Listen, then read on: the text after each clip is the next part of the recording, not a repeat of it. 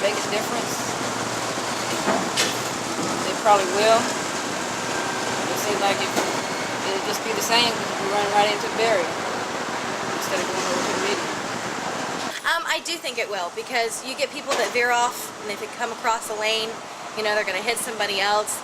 And if we can deter them from that and maybe side impact, and that's the only damage that's done to them or nothing done to anybody else, then definitely anything to deter people from falling asleep and coming over, or whether they're drinking or whatever, I think it's a very good idea.